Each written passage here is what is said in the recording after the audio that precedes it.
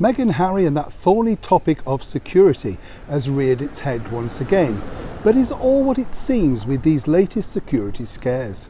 Hi, good morning, Neil. Sean here in the very heart of London. Nice to see you today as ever, and thank you also for your company. This particular story naturally you can't escape from, but you know, it's one of those that a lot of people are concerned about, whichever way you look at it. If you are a celebrity, and that's what these two ex-royals are now, of course, celebrity is big business, and if you ask anybody who lives in that particular area of California, particularly where the stars' homes are, you always get people snooping around. There's always the rubberneckers, as they're called, who want to see exactly where celebrities live and how they live. If you think about it, way back in the 1940s and 50s, of course, you know, they did tours, didn't they, of stars' homes. It was one of those things that I think you can still do it today on a much smaller scale, though, because of course security is more enforced. But it does seem odd, doesn't it, that we would go around to peer in certain areas of where people are actually living.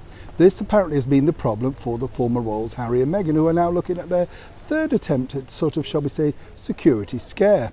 Of course, they've had a few more, and that's the reason why they've had to reinforce their own personal security, which Harry keeps pointing out. Another reason, of course, why Harry also points out that they have to fly private jet for security reasons. And this story could really reinforce, if you think about it, the ongoing battle that Prince Harry has with Her Majesty's government and, of course, the British Metropolitan Police.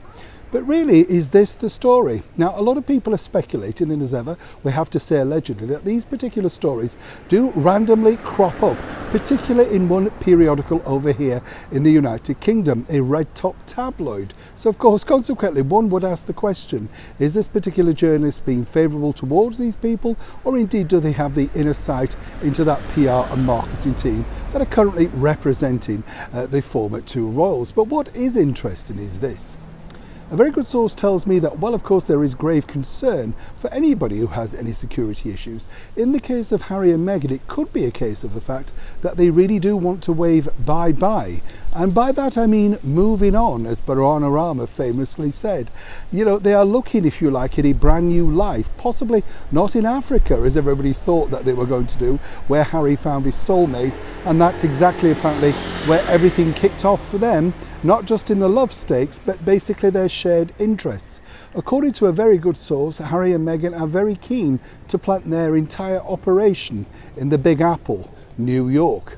And when you think about it, this is their second recent visit out there, and they are hoping, of course, to make sure that they make a bigger splash. And when you consider it also, this particular enclave where they are currently living, with the 16 bathrooms, is a very high price security mind to pay for. So it would make perfect sense if you think about it. Now, as ever with Harry and Meghan, it's shrouded in mystery and intrigue.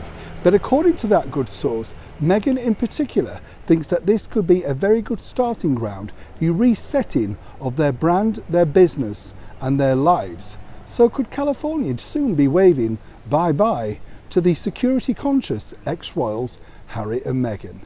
As ever, when I know more, you'll know more. Neil Sean in the very heart of London.